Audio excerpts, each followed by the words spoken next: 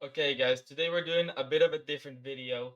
Today we're going to be reacting to a video made by um, AndyPants Gaming about the pussification of video games. It's part 2 to a video we did. Go check out the full video. It's just I also have a lot of strong opinions about this that I want to share here. So let's go ahead and react. All right, if you're here from Reddit, you might need to change your tampon for this one. Boys, all I'm trying to figure out is how we went from games like this. I just lost my fucking brother, all right? Yeah, video games used to be so masculine. I think in media in general, all men should be masculine and all women should be hot. I know it's a crazy take nowadays because, the way the world is going, unfortunately, but I genuinely believe that back then, video games used to be so much better, and I'm just saying, there's probably a reason for it. You hear that? My brother! You and your tower Badass. and all this fucking emotion can go to hell! You're dead, I really do. Here, you pointed in that direction, and Yeah, see, like, it's all just badass and stuff, like, who doesn't like that? Who doesn't want it? you pulled this to make it go bang. Listen, do I come to your job and tell you how to murder civilians? What? No. So don't come to my job and tell me how to do mine. I swear to you, Centurion, Rome will not fall. Not today. Today, we fight. To whatever the hell this is in 2025.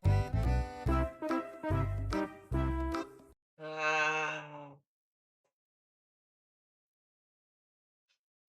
Like, what do I even have to say at this point? Like, people have been trying to make video games and just media in general fit their stupid, satanic political agenda that no one gives a fuck about. Like, dude, you want people to be walking around with, like, obese people to be walking around with green hair screaming, yay, feminism, trans rights. Like, dude, nobody gives a shit. Let me play my fucking masculine video game and stop making Call of Duty so gay.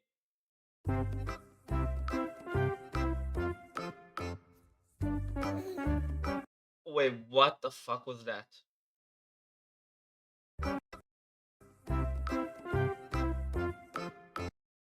No way. I'm gonna have my face cam so you guys can see. Bisexual pride flag cosmetic.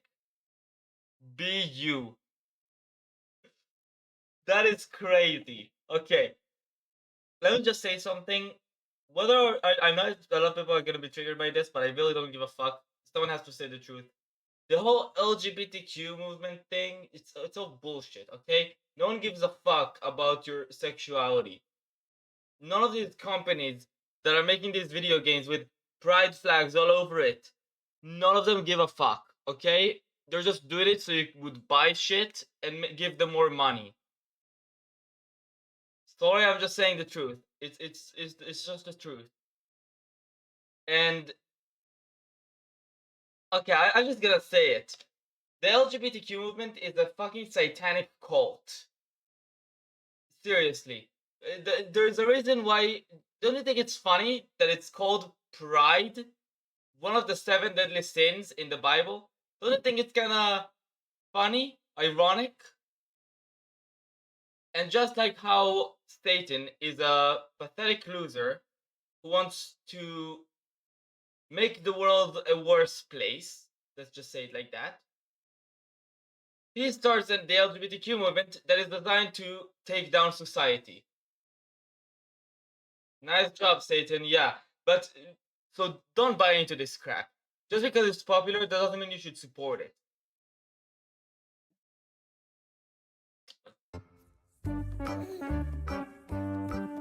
That is... No way. That is disgusting. And by the way, it's not just for LGBTQ stuff.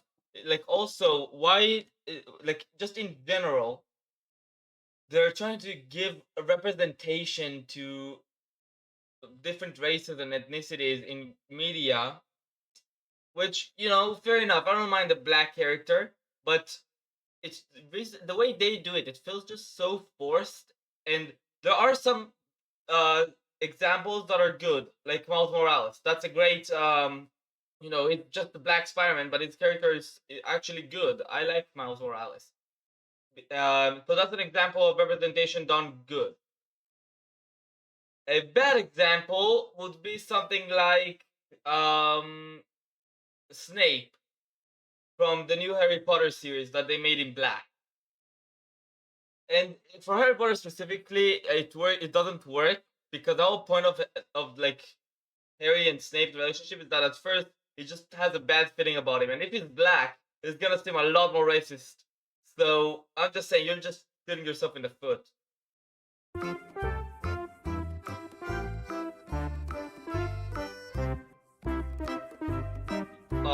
Call of Duty is just it's a tragedy. I like Call of Duty, but what is this?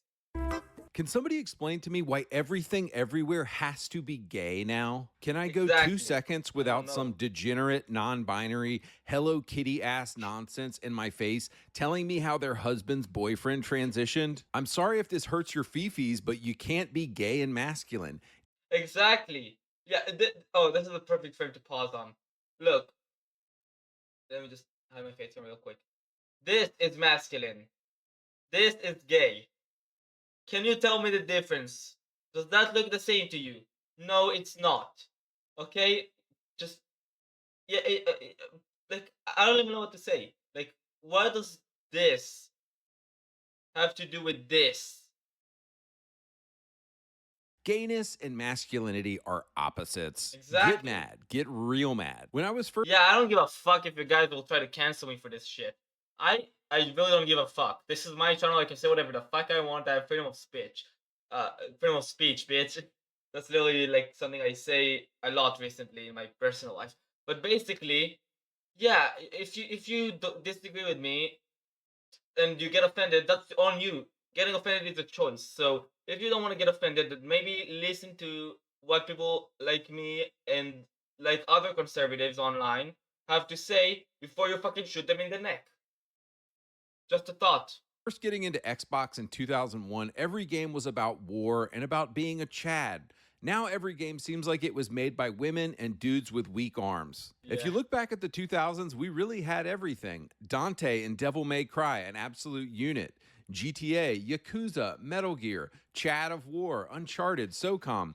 Then the Xbox was more shooter focused. Halo, Call of Duty, Gears, Brothers in Arms, Halo Splinter is Cell. great. Last year, I made a video called The Pussification of Video Games, and you can consider this part 2 to that video. I have another example of a franchise that has been ruined. The Last of Us. Okay, I literally have the game's disc behind me of the first game. Yeah, this amazing game, The Last of Us. The whole point of that game is you're a masculine guy who needs to protect a little girl. That's super masculine. In the second game, they killed Joel on the first hour of the game, and for the rest of the game, you're just playing as an ugly lesbian. Like, dude, can we just play as the masculine dude? That's why we're playing video games. And people are saying, "Oh, it doesn't look like me. If I'm ugly, I want every character in every movie or game to be ugly." No, the whole point of video games is to escape and to be a version of you that you will never be able to be. If you feel like you're a weak person, you play video games to feel like a masculine dude because you're not that, and you want to escape reality and be who you can't be in real life. That's the whole point of video games, and these woke ass satanic Satan devil worshippers just don't understand it. I'll give you some fresh examples of the pussification of modern video games and how this happened. You guys are probably tired of me talking about Red Dead 2 and Last of Us constantly, so I'm going to try to throw in some fresh Last of Us, examples. I just gave in that this example. video, we're going to take a look at Spider-Man 2 and the cuckening of Peter Parker. Okay, with Spider-Man 2 specifically, I actually like that game. I know basically what he's going to say about that game, but we'll get to it. Ubisoft and the downfall of Rainbow Six, and finally, Immortals of Avium, Army of Two, and a couple single-player games. Okay, to be honest, the only games out of these three that I've played is the Spider-Man 2, But let's just But let first, are you let him boys talk. tired of laggy, choppy gameplay on your Ah, clown shoe? sponsors. Let me jump ahead. Red Magic Astra gaming tablet. All right, back is 2023's egregious examples of the demasculinization of a man is 2023's Spider-Cuck 2 exclusively on the PS5. Spider-Man 2018 was much more of a 2000s No, game. also a game. Peter was the A good hero game. of his own story. This is why I bought a box that says Spider-Man on it. I want to play as a superhero. But oh, you bigoted white man. Insomniac Games is going to get you to pay $80 to watch your hero get cucked. And we all fell for it. This is why, by the way, I always say Sony is just as bad and just as woke as Xbox. Now, look, just to be clear, I have no issue with Miles Morales. Okay. About this game specifically, I know it's gonna say, "Oh, it's supposed to be a Spider-Man game. Why am I playing as a black Spider-Man?" It's like that's why they made Miles Morales. Or I think that's what it's gonna say at least. And about that, like this with Spider-Man 2 specifically, it's been marketed more as a Peter and Miles game than a standalone Peter game with Miles. It's supposed to be like Spider-Man and Spider-Man, the video games. So, but let's let him talk. Morales as a character, and I have no issue with black characters in games. Final Fantasy Exactly. VII, Gears, Walking Dead, all great games. GTA What we as take well issue with has is some that good black Spider-Man characters. 2 is supposed to be a story about Peter, oh, I don't know, being a superhero. This is why I bought the game. Instead, we play a game in which MJ and Miles Morales are the heroes. They are Yeah, that's what I was talking about. Like Miles, with MJ specifically, we'll get to it. But with Miles specifically, I disagree with him. Because this game, its entire marketing has been basically like Peter and Miles, the video game. It's not just it's Peter Parker game. It's supposed to be for both of them, like a crossover game of both. constantly So saving I Peter allow it because here. they are faster, smarter, stronger, and more competent than Peter throughout the entire game. In literally every boss battle in Spider-Man 2, Peter is either I don't think it's in every boss battle, right? rescued by Miles I don't remember. I've played it like a year ago or something. or rescued by ugly-ass girl boss MJ. Peter is depicted throughout Spider-Man 2 as childish, vengeful, and Okay, that makes sense for the story. That part that he's complaining about, I disagree with it because the whole point of this game is Peter is getting the symbiote suit, the black suit.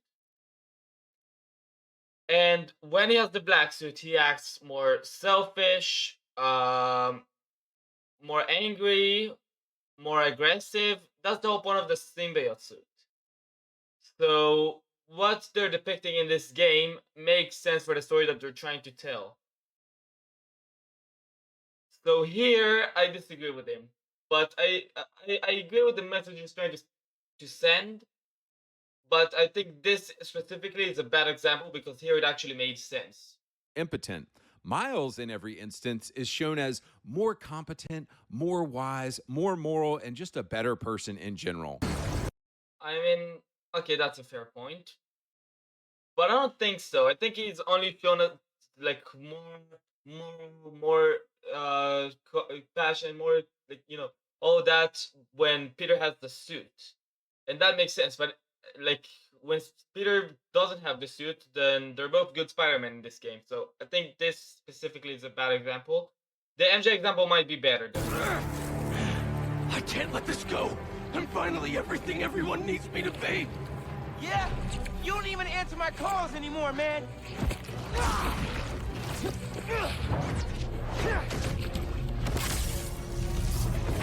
Let's see.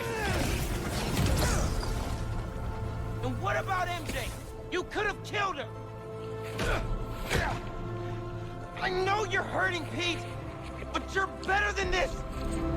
I know, but This is what the woke activists at Insomniac believe, though. Yeah, that is a good point. The developers of any video game company right now are super woke liberals that just want to push agendas, the political agenda, instead of making good fucking games. It's not like it used to be. I agree with that. I just think Spider-Man 2 specifically is a bad example because with Spider-Man 2 specifically, it made sense for the story. They fetishize black people and say that black people are inherently better and more moral than white people. It's the most insane anti-white Is that actually what they did for Pride Month? Disgusting. Absolutely disgusting and satanic. Propaganda you'll ever see in a game. Insomniac Studios hates white people. In their second big encounter with a boss, Peter is unable to beat Venom. Miles comes What an ugly Spider-Man suit, though. Like, I know this has nothing to do with the video, but like, what an ugly suit they gave him. in and easily beats Venom's ass. Just for fun, I asked AI, why was the symbiote able to possess Peter and not Miles? The answer was hilarious. Because Peter was mentally weak and Miles is mentally strong. Okay, but like that's AI. That doesn't really count. You can't make this stuff up. Throughout the game, Peter Parker is shown as someone who needs to be saved, easily dominated by the When you have symbiote, the and symbiote driven by suit. revenge. Anybody Also, would be throughout the easily game, Miles is shown as replaced by the symbiote. perfect, without any flaws, never motivated by revenge, and That's not true. That's not true. Remember in the beginning of the game where there was Mr. Negative who killed his dad and he wants to revenge. He wants to avenge his father, so he wants to kill Mr. Negative, and Peter has to convince him not to do it throughout the game. So already that's that. As I said, I agree with the message it's trying to send. I think it's valid for a lot of games. Just Spider-Man 2 specifically is a bad example because with Spider-Man 2 it actually made sense. always the virtuous and moral good one. I get that a character with no flaws is boring, but why did Peter have all the flaws in his own game while Miles had none? But guys, this He is was what motivated happens by when you let revenge. satanic, homo, LGBTQ But that's true. propagandists That point is like true. the entire staff Yeah, that's true. Like, look at this. They shouldn't be making video games. You know who should be making video games? Nerdy men that are passionate about video games. Actual gamers. of Insomniac make a game. You get anti-white, anti-male propaganda like Spider-Man Yeah. 2. Oh, and if you think the Wolverine game isn't going to be ultra woke, you are coping Right, hard, right. my friend. So let's look at Spidey 1 now. While it would be a stretch to call Spider-Man 2018 based, I think it's true that Spidey 1 is a pro-male game, while Spidey 2 is very much an anti-white and anti-male game.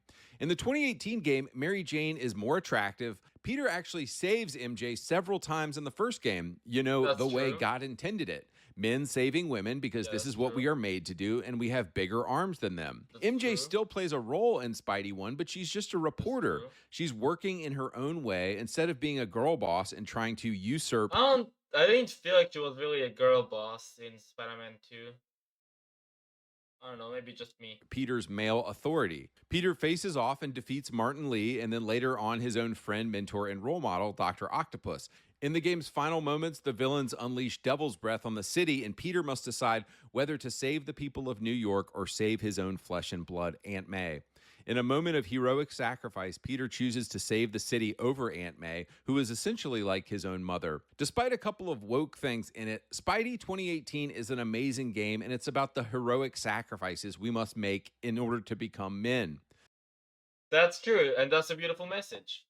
I think, as I said, in video games, men should be masculine, saving the women and children around them, and yeah, that's just how it should be. And there's nothing wrong about it. If it ain't broke, don't fucking fix it.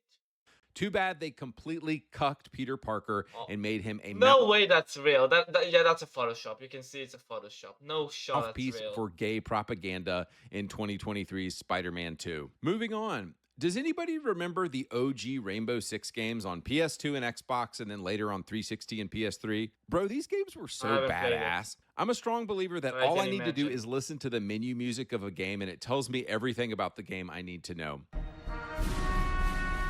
Ah. Yeah. Also, look at these That's good. covers, dude. Squad-based counter-terror, my dude. Yeah, nowadays they would just have like a woman on the cover with like short hair and muscles. Like, get it out of here. This was the plot for Rainbow Six Lockdown. In 2009, Rainbow, led by John Clark, deploys the Alpha Team, commanded by Ding Chavez, to rescue the South African president from a rebel army surrounding Pretoria. Elsewhere in the city, the Global Liberation Front, an anti-Western left-wing terrorist organization led by Bastian Vanderwall, steals Legion, a nanite aerosol bioweapon that causes massive hemorrhaging and has a 100% fatality rate. Like, dude, that sounds like a game I want to play. And pretty much all of the Rainbow Six games had plots kind of like this.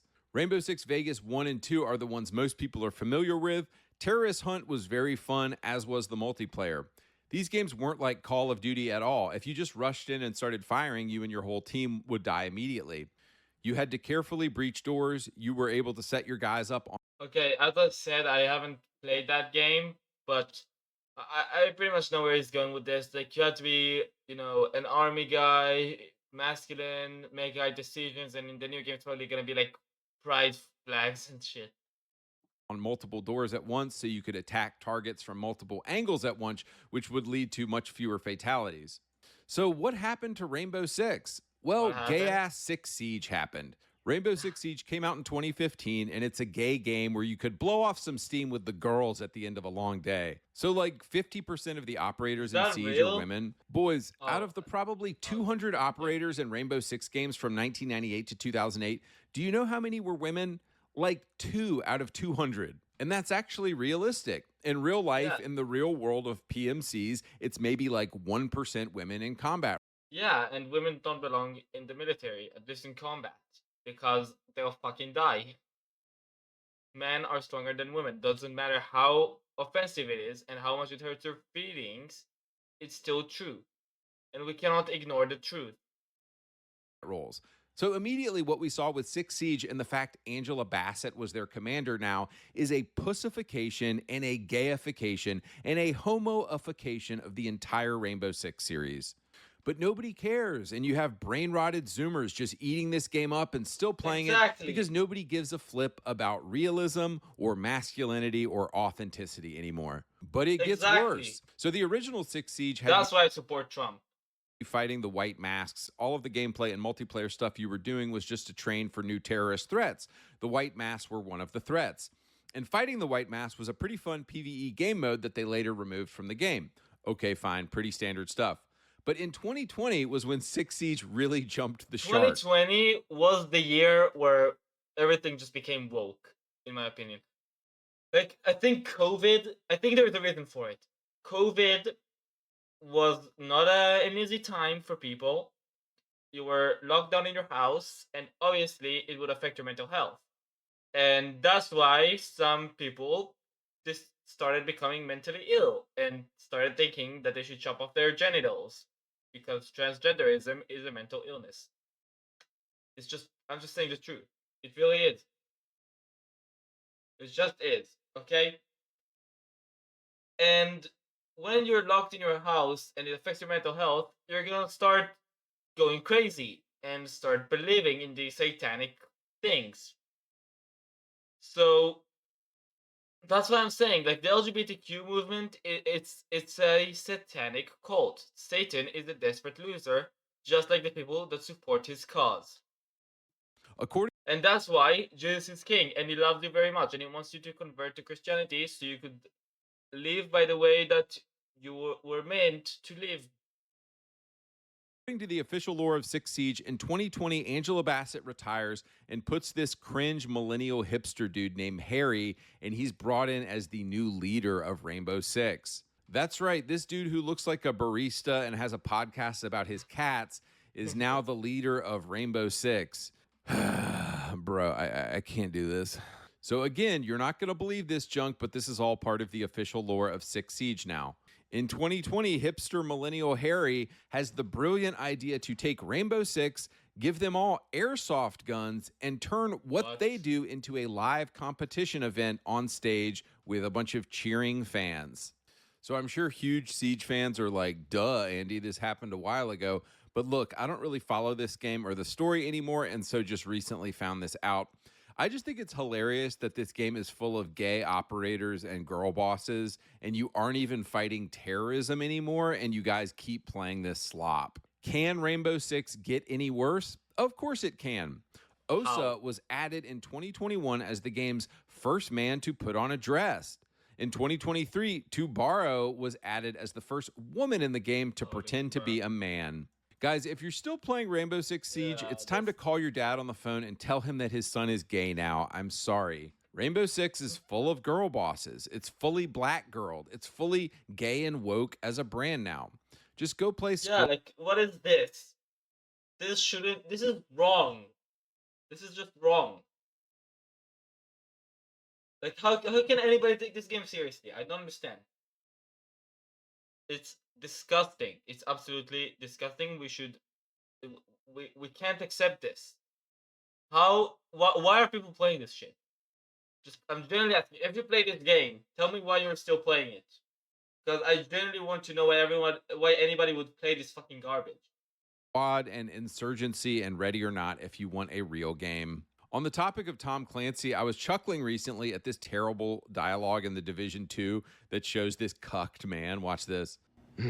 Don't be such a baby. It hurts. Yeah, well, maybe you shouldn't have punched a wall. Better a wall than Sarah's face. She deserves it. Ow. You're fine. Oh. It's not broken. You don't even need a bandage. Look, you left that key around my neck and you never thought to tell me what it was protecting? Guys, why is every modern male character in video games like this? Exactly. Like, that guy is such a faggot, bro. Like, you can't have this sort of characters in media and to encourage people to act like this. This is not how a man should act. I'm sorry, but like, it's just wrong. A grown-ass man, look at him. A fucking grown-ass man should never act like this. And if you know a grown-ass man who acts like this in your personal life, hands up to him. Like, he probably failed in life. And like, I don't even know what to say anymore. How far do people want this to go? Do you want anybody to just be a crybaby? Like, seriously? What do you guys want? I don't understand. What the liberals want the world to look like? Like this? Where every fucking grown-ass man is a crybaby? Where women fight in the military? Where men are in women's sports? Where any creep some sex offender man would go to a women's bathroom because he says, I identify as a woman.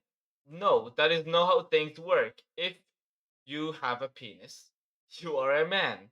If you chop that penis, you are still a man because you have XY chromosomes. Women have XX chromosomes. That's simple. It's really that simple. I hope all these people find Jesus, man. They need him.